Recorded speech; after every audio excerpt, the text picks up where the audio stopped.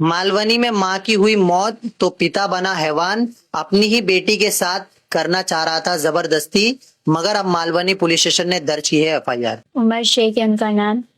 मतलब दोपहर में मैं अकेली रहती थी ना, तो वो ऐसी सारी हरकत करते थे और मुझे धमकाते थे। अगर मैं ना करने दूँ तो मुझे धमकाते थे कि तेरा फेक पेपर बना दो, या फिर है ना, मैं तो चाकू दिखाते थे और बोलते थे यही चाकू से मार दूंगा। और मैंने एक बार उनको बोल दी थी कि मैं ना मेरी बहन को बता दूंगी, तो बोलते कि अगर तूने अपनी बहन को बता दी ना तो तेरे पैर काट दूंगा। ऐसी सारी अलग अलग टाइप की धमकी देते थे वो। अच्छा, आपकी उम्र कितनी है? 12 साल। 12 साल की उम्र है तो आपके पिताजी जो है वो आपको बेटी जैसा मानते थे या शुरू से ही उनकी गंदी नजर थी?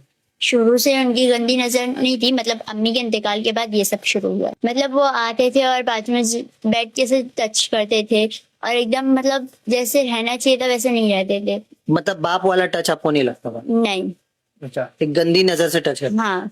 तो ये उमर शेख जो आपके पिता है, उनके अलावा आपने जमालुद्दीन शेख का भी जिक्र किया, ये कौन है? हाँ, वो चाचा है और वो मुझे घर पे आके ऐसे धमकाते थे कि मैं तेरा मतलब वो तेरा बाप है, जो करेगा ना वो सही करेगा। मतलब उनका कहने का मतलब ये था कि वो जो भी कर रहे हैं, मतलब मेरे अब्बा वो सही ही कर रहे हैं।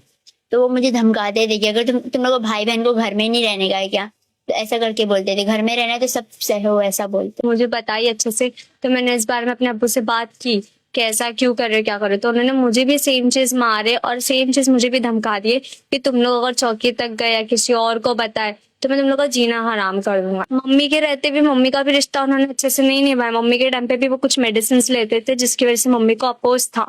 उन्होंने बहुत टाइम रोका भी, क्योंकि वो ऑनलाइन डिलीवरी करते थे, घर पे आते थे, वो मेडिसिन हम लोग देखते थे।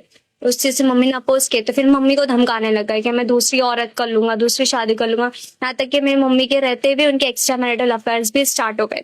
पुलिस का योगदान तो मुझे कुछ समझ ही नहीं आ रहा है, क्योंकि जब जब मैं गई हूँ या ये गई है, एक दो बार तो इसको भी भेज दिए कि घर का मामला है, बच्ची है बोल के सॉर्ट कर लो। और एक बार तो अब्बा को भी बस ऐसे ही बुलाया हम लोग के सामने, फिर उन्होंने किसी पर्सन को लेके आए, कोई उनके पहचान का, उनसे उन लोग की कुछ बातचीत हुई, अब्बा को बस सामने बिठाया और हम दोनों को भेज दिए कि आप लोग चले जाओ। फिर अब्बा घर पर भी आ गए। और